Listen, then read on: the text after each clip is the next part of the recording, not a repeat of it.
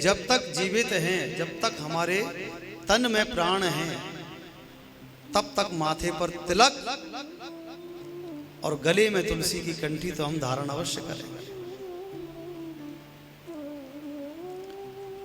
जब इतनी बात होने लगी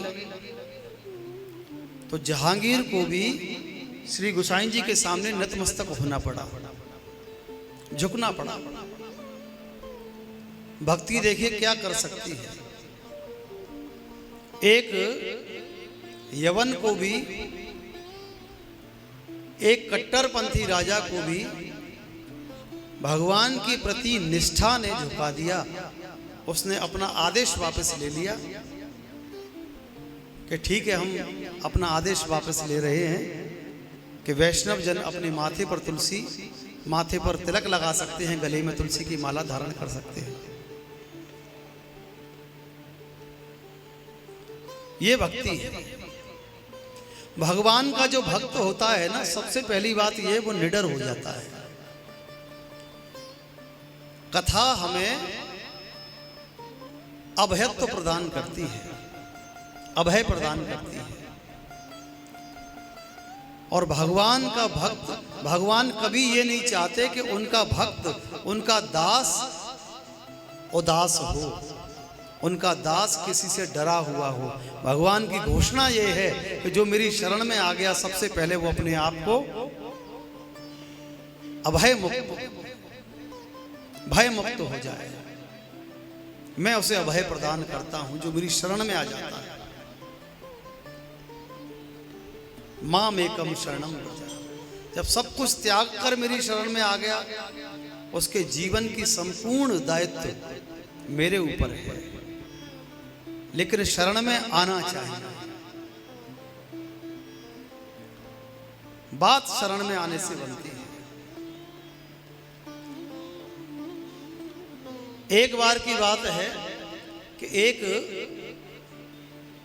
यवन का सरदार, यवन आज के समय में कह लें तो मुस्लिम लोगों को कहते हैं, यवन का एक सरदार, चारों ओर उसकी क्रूरता का हल्ला हो रखा था। एक बार की बात कि एक ब्राह्मण की कन्या को अपने साथ जबरन अपने रथ में बैठाकर अपने महल में ले गया। जब उस ब्राह्मण को पता चला कि उस यवन के यहाँ पर मुंशीगिरी का जो काम करते हैं वो एक कायस्थ थे। कायस्थ पहले मुसलमानों के यहाँ पर मुंशीगिरी का काम करते थे। उन्होंने कहा कि भाई तुम उनके यहाँ मुंशीगिरी का काम करते हो, कम से कम एक बार जाकर उनसे कहो कि ब्राह्मण की कन्या को छोड़ दे। तो उस मुंशी ने कहा कि मैं उनसे कुछ नहीं कह सकता, वो इतना क्रूर है कि अगर मैं भी आपका निवेदन वहां लेकर जाऊंगा तो हो सकता है कि मेरा भी सर कलम करवा दे। मैं नहीं जाऊंगा। सब लोगों ने सोचा अब क्या किया जाए। सभी लोग एकत्रित होकर श्री गोसाई गोकुलनाथ जी के पास पहुंचे, हाथ जोड़कर निवेदन करने लगे, प्रभु अब आप ही कोई मार्ग सुझाइए। सारी घटना, सारा वृत्तांत जब बताया, श्री गोकुलनाथ जी ने कहा कि भैया हम तो ठाकुर जी से प्रार्थना कर सकते हैं, बाकी ठाकुर जी की जैसी मर्जी। श्री गोसाई गोकुलनाथ जी ने संध्या काल के समय पर श्री नाथ जी के सामने ये प्रार्थना रख दी कि प्रभु इस प्रकार से मेरे पास कोई ब्राह्मण आए थे, उनकी कन्या को एक यवन ले गया है, आप कृपा करके ऐसी कृपा करें कि उसकी बुद्धि ऐसी हो जाए कि उसको वापस कर दो। और उसी रात्रि को श्री नाथ जी उस यवन के स्वप्न में आए और उसके जब स्वप्न में आए तो उसके सीने पर अपनी लात रख दी और कहने लगे कि मैं तुझे आदेश दे रहा हूं कि ब्राह्मण कन्या को जो तू लेकर आया है, कल प्रातः काल इसको यथा स्थान वापस पहुंचा देना, अन्यथा तेरा सब कुछ नष्ट कर दूंगा। अब तो सुबह होते ही उस यवन ने अपने मुंशी को बुलाया इतना भयभीत हो गया कि सारा वृतांत बताया, रात में ऐसा ऐसा स्वप्न आया है। तब उसने कहा कि मैं इसमें कुछ नहीं कर सकता हूं, अब तो आप श्री गोसाई गोकुलनाथ जी के पास जाओ, वही आपके इस भय से आपको मुक्त कर सकते हैं। यवन उस कन्या को लेकर पहुंचा, हाथ जोड़कर खड़ा हो गया श्री गोकुलनाथ जी के सामने। प्रभु क्षमा प्रार्थी हूँ, इस कन्या को वापस करने के लिए आया हूँ और इसके साथ में इस कन्या के लिए अनेक प्रकार के स्वर्ण के आभूषण रत्न लेकर आया हूँ, ताकि इसके विवाह में किसी प्रकार की कमी ना रहे। लेकिन इस प्रकार से मुझे रात्रि में स्वप्न आया तो श्री गोकुलनाथ जी ने उसकी बात नहीं सुनी, दौड़ते दौड़ते श्रीनाथ जी के द्वार पर पहुंचे और उनके चरणों में बैठकर रोने लगे। प्रभु आप कितने दयालु हैं, कितने कृपालु हैं। मैंने तो बस आपसे प्रार्थना की थी और एक बार की प्रार्थना स्वीकार करके आप उसी रात्रि में उसके पास पहुंच गए। आज मुझे विश्वास हो गया कि आप मेरी बात को सहज सुन लेते हैं। मैं आपका बहुत निजी हूं। कोई किसी का निजी होता है तभी तो जल्दी से बात सुनी जा सकती है ना। अगर कोई किसी से दूर हो, हम किसी से कोई बात कहें तो कैसे पहुंचेगी आवाज, लेकिन कोई बिल्कुल निकट हो, उससे कोई बात कही जाए तुरंत स्वीकार हो जाती, सुन ली जाती है। गोकुलनाथ जी प्रभु की बार बार कृतज्ञ हो रहे हैं कि प्रभु मुझे नहीं पता था कि इतनी जल्दी आप मेरी बात को सुन लोगे। क्या मैं आपका इतना खास हूँ? क्या मैं आपके इतना निकट हूँ जो आपने सहज रूप से मेरी बात सुन ली? इस प्रकार से श्री गोकुलनाथ जी की ख्याति चारों ओर फैलने लगी। तो एक बार ये घटना हम जबकि आपको बता रहे हैं ना, उस समय इस देश में अधिकांशतः मुस्लिम राज्य हुआ करते थे। तो एक बार मथुरा में एक कोई मुस्लिम राजा आया और औरंगाबाद एक स्थान है आज भी मथुरा के पास में, औरंगाबाद में उसने अपना डेरा लगाया था कि यहाँ मैं रहूँगा। और वहाँ पहुँचने के बाद में उसने ये पूछा कि यहाँ कोई एक ऐसे चमत्कारिक कोई हिंदुओं में कोई संत हैं जिनके मैं दर्शन कर सकूं।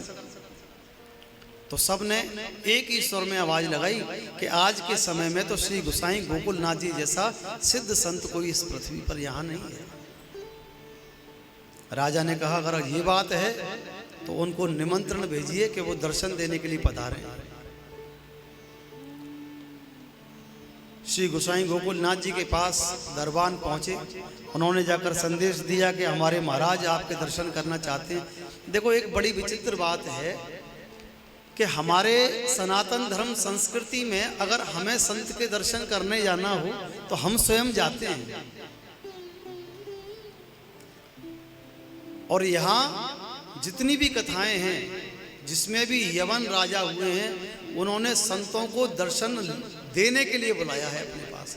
और हमारे यहाँ के संत इतने सहज हैं कि सहज भाव से उसका निमंत्रण स्वीकार करके पहुंच जाते हैं, क्योंकि उनको ये लगता है कि भटका हुआ जीव है और भटके हुए जीव को अगर रास्ते पर लाना हो तो स्वयं भी चले जाना चाहिए, कोई बात नहीं। अब ये सुन लिया कि बहुत सिद्ध संत हैं, तो श्री गोकुलनाथ जी के बैठने के लिए उसने एक चबूतरा बनवाया और उस चबूतरे में अंदर हड्डियां भरवा दी और ऊपर से उसको ईंट लगवा के और गोबर मिट्टी से लिपवा के बड़ा सुंदर सा बना दिया। जब श्री गोकुलनाथ जी वहां पहुंचे, राजा ने बड़ा स्वागत किया उनका, वही स्थान दिया बैठने के लिए। बैठे। श्री गोसाई गोकुलनाथ जी ने हाथ में जल लिया और जल लेकर उस पूरे चबूतरे पर जल छिड़क दिया और जल छिड़कने के बाद आसन बिछाकर उस चबूतरे पर बैठ गए। चर्चा होने लगी। चर्चा होते होते राजा ने ये कहा कि आप ये जानते हैं कि जिस स्थान पर आप बैठे हैं इसके नीचे क्या है? श्री गोकुलनाथ जी कहने लगे कि हाँ, मैं जानता हूं कि इसके नीचे क्या है। क्या है?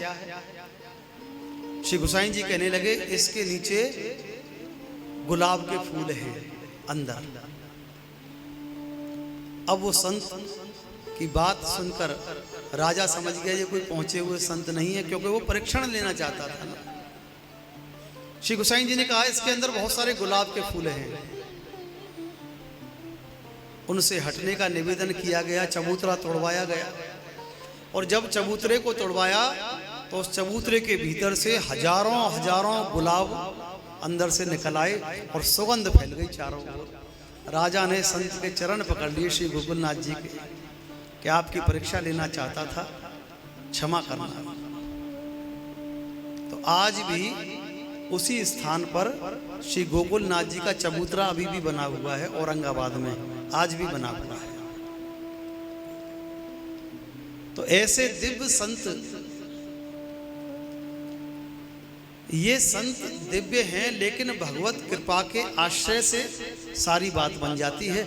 जो संत होंगे, पहुंचे हुए संत होंगे, जिन्होंने कुछ प्राप्त कर लिया, जिन्होंने कुछ पा लिया है ना, वो अपनी योग्यता को कहीं प्रकट नहीं करते हैं।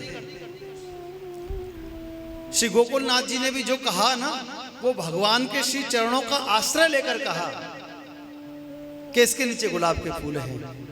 उनको अपनी बात पर विश्वास नहीं था, अपने भजन की बात पर वो नहीं था कि मैंने भजन किया मैं कह दूंगा तो यही होगा ना। उनको अपने प्रभु की कृपा के ऊपर विश्वास था कि मेरे प्रभु कभी मेरे साथ कोई ऐसा कर ही नहीं सकते कि मैं हड्डियों के ऊपर जाकर बैठ जाऊं। जब तक जीवन में ये बात नहीं आ जाती है ना कि प्रभु हमारे लिए जो भी करेंगे, हमारे साथ जो भी करेंगे, वो इस संसार का सबसे सुंदर और सबसे अच्छा है, ये बात मन में होनी आवश्यक है कि जो भी हमारे साथ होगा, जो भी हमारे लिए होगा, वो बढ़िया होगा, अच्छा होगा, सुंदर होगा। लेकिन आज के समय में जीवन में कोई भी छोटी मोटी घटना घट जाए तो मन कितना व्याकुल हो जाता है, बेचैन हो जाते हैं। अरे भगवान तुमने ये क्या किया, भगवान को दोष दे दिया। लेकिन जीवन में घटने वाली प्रत्येक घटना को अगर ये सोचकर स्वीकार किया जाए कि प्रभु मेरे साथ जो भी करेंगे वो कभी बुरा हो ही नहीं सकता, उसमें मेरा कुछ अहित हो ही नहीं सकता, जो भी होगा मेरे हित की भावना से होगा, क्योंकि प्रभु मेरे हैं और मैं उनका हूं। लेकिन मन में बस ये बात बैठती नहीं जल्दी से लोगों के कि हम प्रभु के हैं और प्रभु हमारे हैं। अगर ये बात सहज रूप से मन में बैठ जाए तो प्रभु से किसी भी प्रकार की शिकायत नहीं रहेगी। और भगवान भी ये कहते हैं कि जब तक तू शिकायत चित्त को विराम नहीं देगा तब तक भजन की प्राप्ति नहीं हो सकती। लेकिन चित्त इतना शिकायती है कि हम अपने शिकायत चित्त को विराम नहीं देते। किसी ने अगर हमसे कुछ कह दिया, उसने क्यों कह दिया, ऐसा कर दिया, ऐसा क्यों कर दिया, ये क्यों बोल दिया, ये क्यों नहीं किया, ऐसा भी तो कर सकते थे, ऐसा भी तो हो सकता था, इससे बेटर भी तो हो सकता था। ये शिकायत चित्त है जिसे हम कहते हैं ये तो हो गया, लेकिन ये तो अच्छा था, पर हाँ हुआ तो बहुत अच्छा है, किंतु ये किंतु परंतु लेकिन सेटिस्फाई नहीं होने देता ना, अटका के रखता है।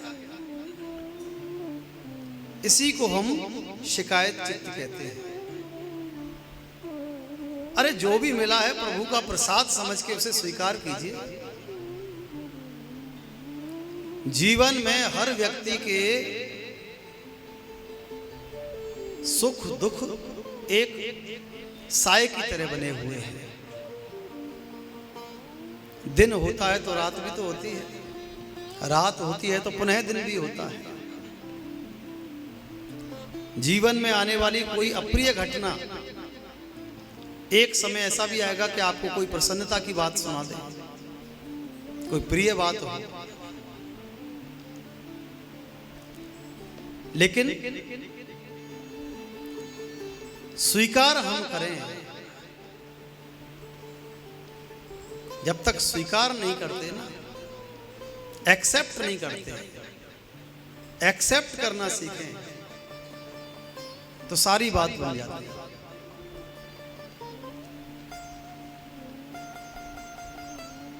और जब सारी बात इस तरीके से बन जाएगी ना कि हम एक्सेप्ट कर लें, तो फिर यहां पर किसी भी छोटी बड़ी चीज का कोई मूल्य नहीं रह जाता है, किसी वर्ण का मूल्य नहीं रह जाता है, किसी योग्यता की बात नहीं रह जाती है। जब भगवान से प्रेम हो जाएगा, भगवान के समर्पित हो जाएंगे, उनके दास बन जाएंगे, तो फिर कोई भी चीज मायने नहीं रखती। हर चीज एक अपनी लाइन को क्रॉस करती हुई निकलती है जब बात प्रेम की हो जाती है। एक कान्हा नाम का जमादार था, तो वो कान्हा नाम का जमादार नित्य प्रति श्रीनाथ जी के दर्शन करता था। मंदिर में प्रवेश वर्जित था उसका, लेकिन दूर से खड़े होकर करता था। तो इतने दिन से दर्शन करता रहा तो एक दिन मंदिर के पुजारियों ने सोचा कि ये जमादार रोज यहाँ पर दर्शन करने के लिए आता है, रोज प्रभु को घंटों घंटों निहारता रहता है, इसकी कुदृष्टि भगवान के ऊपर पड़ेगी, भगवान को नजर लग जाएगी। तो उन्होंने विचार करके वहां पर एक सामने दीवार खड़ी करवा दी।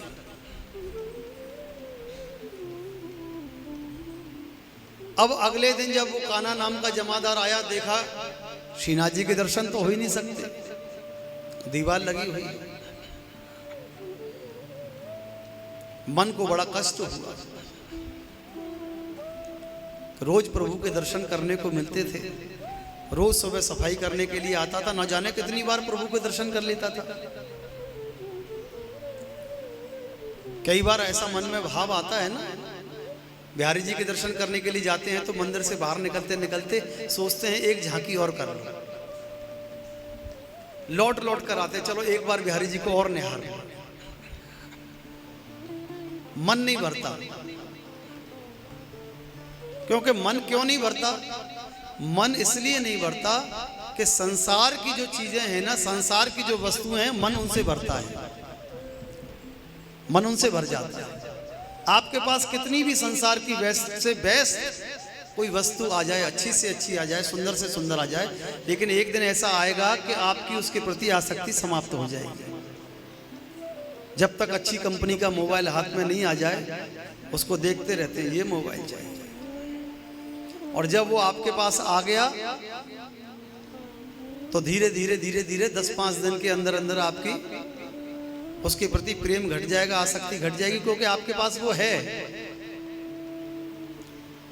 संसार की हर वस्तु को आप किसी ना किसी प्रकार से प्रयास करके प्राप्त कर सकते हैं, और जो वस्तु आपको प्राप्त हो जाएगी, प्राप्त होने के बाद उसका मोल नहीं रहेगा। इसीलिए भगवान अमूल्य हैं, क्योंकि जब तक आपको प्राप्त नहीं होते। इसीलिए बार बार मन की भावना होती है, चलो एक बार और दर्शन कराएं, एक बार और कराएं। लेकिन अगर वही बिहारी जी आपके घर में बैठ जाएं आकर, तो आप 1 घंटा बैठोगे, 2 घंटा बैठोगे, फिर सोचोगे चलो भोजन बना लें रसोई में जाके, फिर सोचोगे चलो कपड़े धो लें। यही तो होगा ना। अब ऐसा क्यों हुआ? बिहारी जी तो आपके पास हैं, क्योंकि वो आपको प्राप्त हो चुके हैं। और जब तक वो आपको प्राप्त नहीं है, जब तक आप उनका मूल समझते हैं। इसीलिए बार बार मन की भावना होती है। कान्हा की भी मन की यही भावना है, लेकिन मन को इतना कष्ट पहुंचा, रात्रि में गया लेटे लेटे मन में विचार करने लगा कि अब जीवन कैसे व्यतीत होगा। मैं अपने आराध्य के दर्शन करता था, नित्य प्रति अपने कार्य करता था, दिन में ना जाने कितनी बार दर्शन होते थे। उसी रात को श्रीनाथ जी ने कान्हा को स्वप्न में आकर कहा कि मैं तुझे आदेश देता हूँ, सुबह जाकर श्री गोसाई गोकुलनाथ जी के पास जाना और कहना कि इस मंदिर की दीवार को तोड़वा दो। इस दीवार के होने से मुझे घुटन होती है। अब वो मामूली सा जमादार श्री गोकुलनाथ जी तक पहुंची नहीं उसकी। नित्य प्रति 4 दिन तक यही स्वप्न आता रहा। जब 4 दिन हो गए एक जैसा स्वप्न देखते देखते, तो बड़ी हिम्मत करके द्वार तक पहुंचा। पुजारियों से कही कि भैया मैं श्री गोसाई गोकुलनाथ जी के दर्शन करना चाहता हूं, कोई बात मेरे मन में है, उनको कहना चाहता हूं। सबने फटकार के भगा दिया। साधारण सा जमादार गोकुलनाथ जी से मिलने के लिए जाएगा, उनसे बात करेगा। लौट आया, लौट के तो आ गया, लेकिन किसी एक बालक ने जाकर श्री गोसाई जी से कह दिया कि नित्य प्रति एक जमादार आता है, आज वो आपके दर्शन करना चाहता था, मिलना चाहता था, लेकिन पुजारियों ने मना कर दिया। श्री गोसाई गोकुलनाथ जी ने आदेश दिया कि उसको बुला के लेके आओ। आ गया। हाँ भैया, क्यों मिलना चाहते थे? हाथ जोड़कर खड़ा हो गया, कहने लगा प्रभु नित्य प्रति आज 4था दिन है। श्रीनाथ जी मेरे स्वप्न में आकर कहते हैं कि भाई जो ये दीवार जो बनवा दी है ना, इस दीवार को हटवा दो, मेरा दम घुटता है। और जाकर ये बात श्री गोकुलनाथ जी से कह देना। तो पहले जो वो आपको मैंने भाव बताया, अब भी वही भाव हुआ कि श्री गोकुलनाथ जी उसी क्षण फूट फूट कर रोने लगे कि मेरे प्रभु ने मेरा नाम लेकर कहा कि उससे कहना कि वो दीवार हटवा दे। इसका मतलब प्रभु मेरा नाम पुकारते हैं, मुझे इस योग्य समझते हैं कि मुझे ही आदेश देना है। तुरंत उस दीवार को वहां से हटवाया गया। और जब दीवार वहां से हटी तो श्रीनाथ जी मुस्कुराते हुए प्रतीत हुए। आज भी आप श्रीनाथ जी कभी जाओ ना, तो दिन में कम से कम 10 बार ऐसा होता है कि श्रीनाथ जी की 10 बार दिन में मुद्राएं चेंज होती हैं। कभी मुस्कुराते हुए दिखेंगे, कभी गंभीर दिखेंगे, कभी भ्रुकुटी तनी हुई दिखेगी, कभी सौम्यता दिखेगी, कभी दंतावली दिखेगी। तो ये भाव ये प्रदर्शित करता है कि हम प्रभु के सर्वप्रथम दास कैसे बने, भक्त कैसे बने। जब भक्त बन जाते हैं ना, तो बात यही आती है सीधी सी कि जब हम भक्त बन जाते हैं तो फिर हमें प्रभु को याद नहीं करना पड़ता, प्रभु हमें स्वयं याद करते हैं। और जब प्रभु हमें याद करते हो, इससे बड़ी और जीवन में बात क्या हो सकती है? इससे बड़ा भजन का और क्या फल मिल सकता है? इससे बड़ा इस जीवन में और कौन सी डिग्री मिल सकती है कि प्रभु स्वयं आपको याद कर रहे हो? लेकिन प्रभु याद उन्हीं को करते हैं जो प्रभु का दास होता है। और जब हम भी प्रभु के दास बन जाएंगे तो इसी सुंदर सी माला में एक मन का हम भी बनकर पिरो दिए जाएंगे। और जिस दिन ऐसा हो जाएगा कि उस माला में एक मन का हमारे नाम का भी हो जाएगा, ये संसार में आने के बाद भक्तों की श्रेणी बनी है, अलग से नहीं बनी। एक घटना और आपको बताते हैं, बड़ी सुंदर। श्रीनाथ जी के मंदिर में अनेक प्रकार से जब सर्दी आती है ना, तो अंगीठी लगा देते हैं,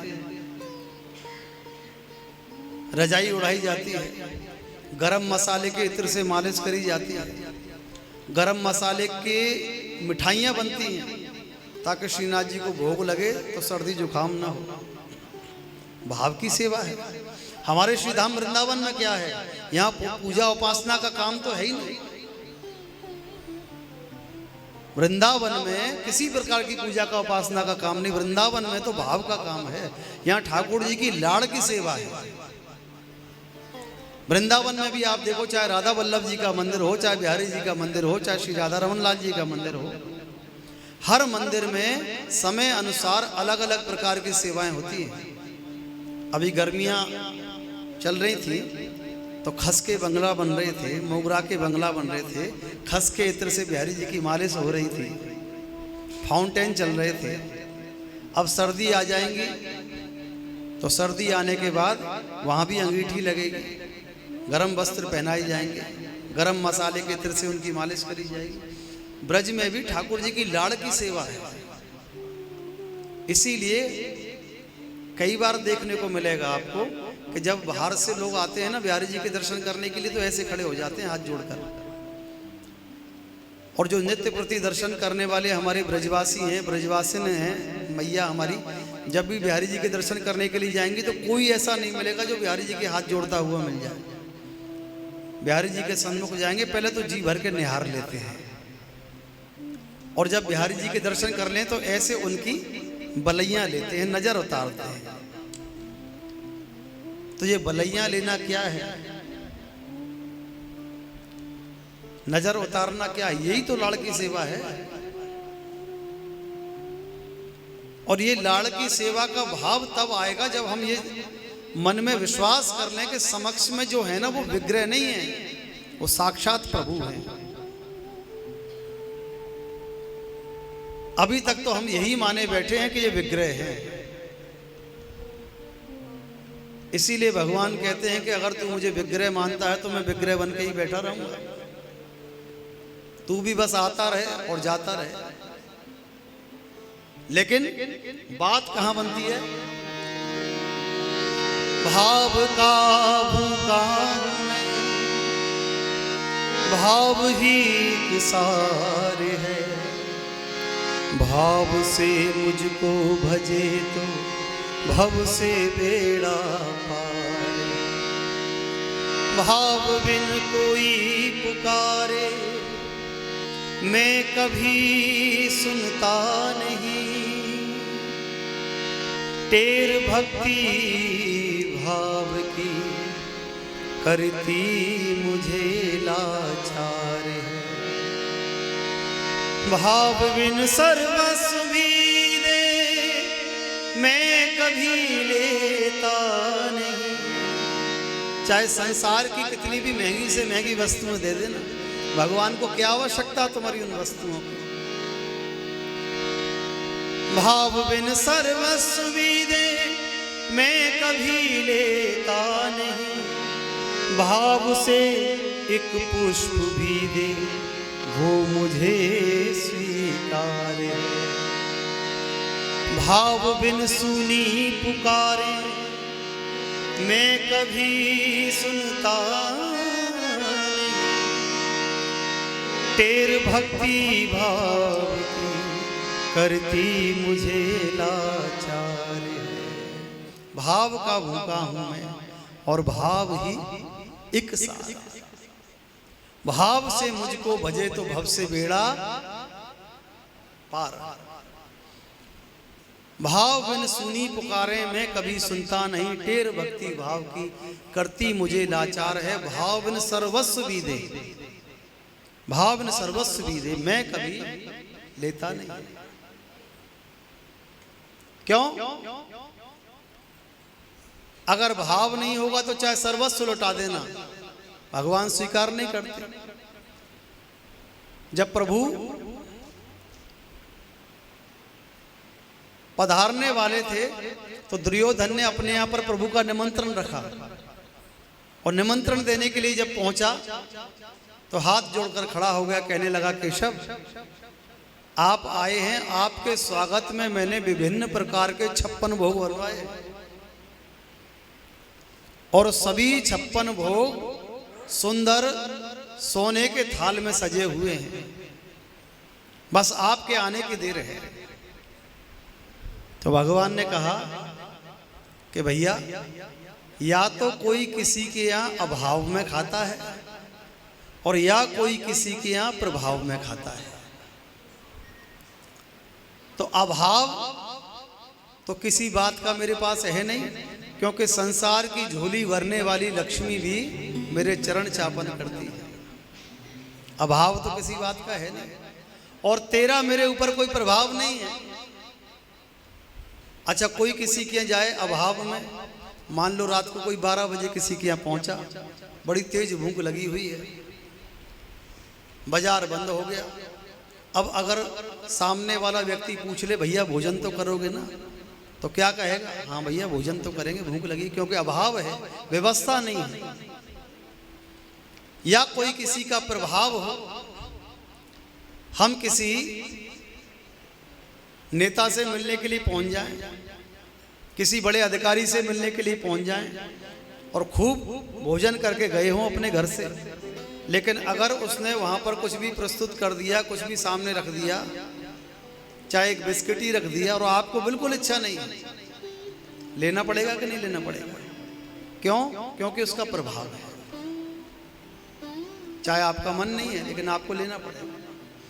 भगवान कहते हैं कि देख, तेरा मेरे ऊपर कोई प्रभाव नहीं है और मेरे यहाँ किसी प्रकार का अभाव नहीं है। लेकिन ऐसा नहीं था कि प्रभु को भूख नहीं लगी थी, भूख तो लगी थी। लेकिन सोने के थाल में सजे हुए उन विभिन्न प्रकार के देसी घी से बने 56 भोग को ठुकरा कर प्रभु कहाँ पहुंचे?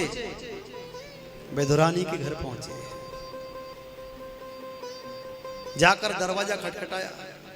काकी, जैसे ही सुना, उस समय विदुर जी घर पर नहीं थे, भगवान के स्वागत के लिए कुछ ना कुछ व्यवस्था करने के लिए गए थे, और विदुरानी उस समय स्नान कर रही थी। लेकिन जैसे ही केशव की आवाज सुनी, निर्वस्त्र ही दौड़ती हुई आई और द्वार खोल दिया। केशव आओ, हाथ पकड़ कर ले आई, बैठा दिया। भगवान ने अपना पीताम्बर उड़ाकर काकी को उड़ा दिया है। जब जीव के हृदय में और मन विचार बुद्धि में ये भावना समाप्त हो जाती है कि हम स्त्री हैं, कि हम पुरुष हैं, और भगवान को जब तक वो उस रूप से स्वीकार नहीं कर देते हैं, तब तक के भाई हम इनके ही इनके हैं। तो ये बीच का जो भाव है ना, ये एक आवरण है, एक पर्दा है।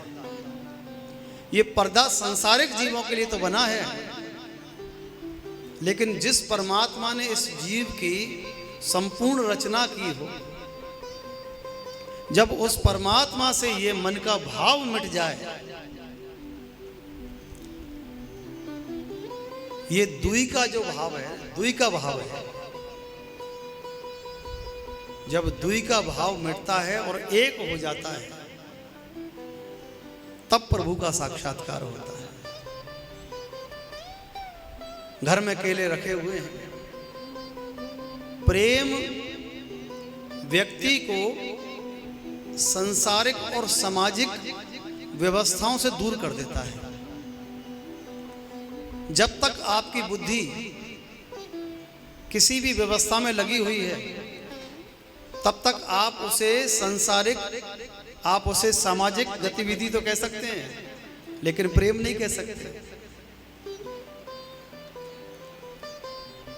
छिलके छील छील के भगवान को दे दिए, केले जमीन पर गिरा रहे हैं, और भगवान बड़े मजे से, बड़े प्रेम से उन छिलकों को खा रहे हैं।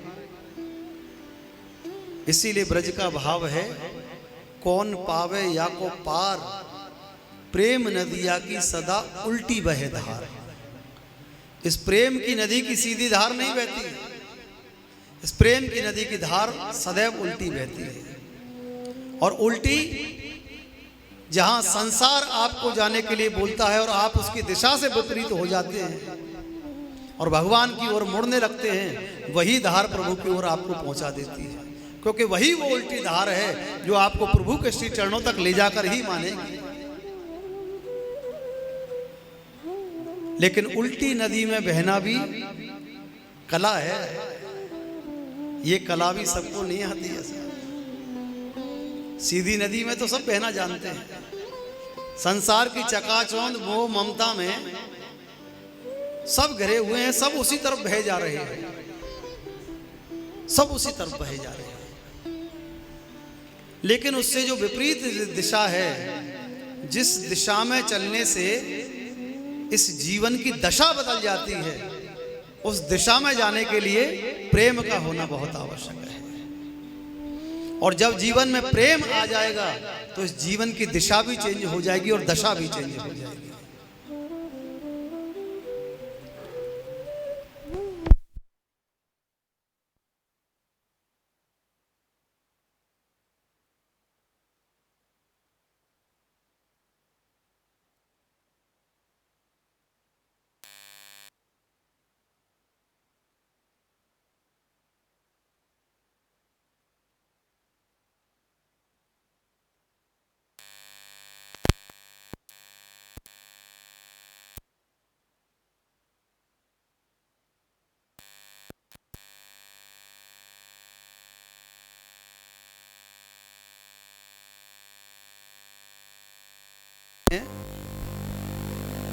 तो आकाश मार्ग में बैठे हुए समस्त देवता प्रभु के इस लीला का दर्शन कर रहे हैं।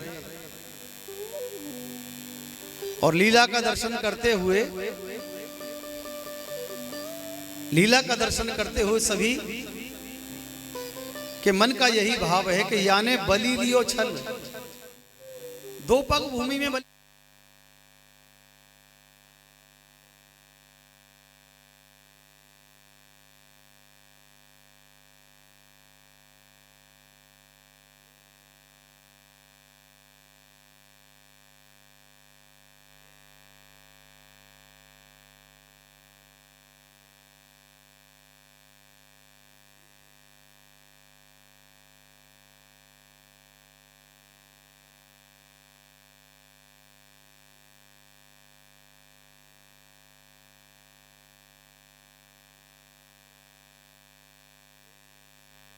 निकले तो ऐसे बनकर निकले कि संसार की ओर देखें तो सही, संसार में रहे तो सही, लेकिन हृदय में सदैव भगवान के श्री चरण विराजमान हो जाए, उनका चिंतन विराजमान हो जाए, उनका स्वरूप विराजमान हो जाए, तो इस संसार में रहते हुए भी आप प्रभु के सबसे सन्निकट बन जाओ। और जब प्रभु के सन्निकट हो जाएंगे, प्रभु के सन्निकट हो जाएंगे, तो चाहे आप कहीं भी रहिए, कोई बड़ी बात नहीं, कोई अंतर नहीं।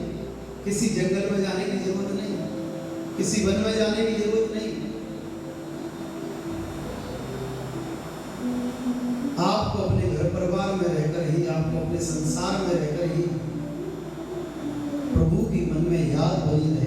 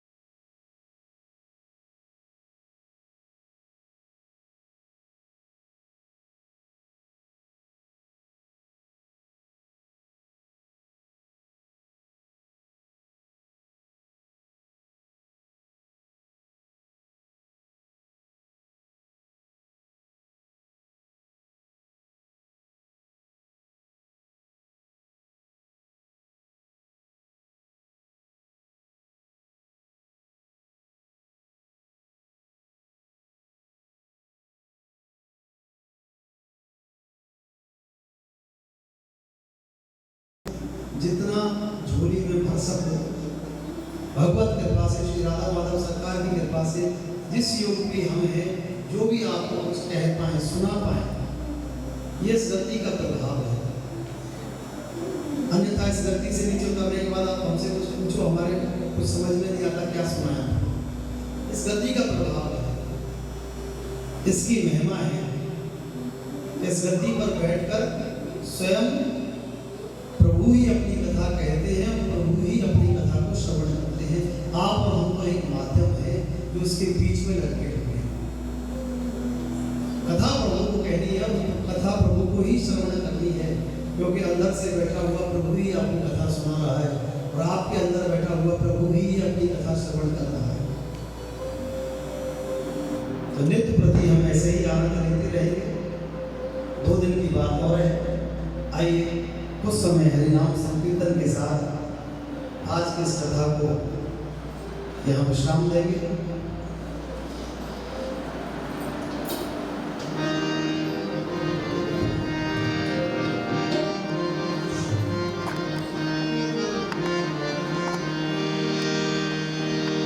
राधा राधा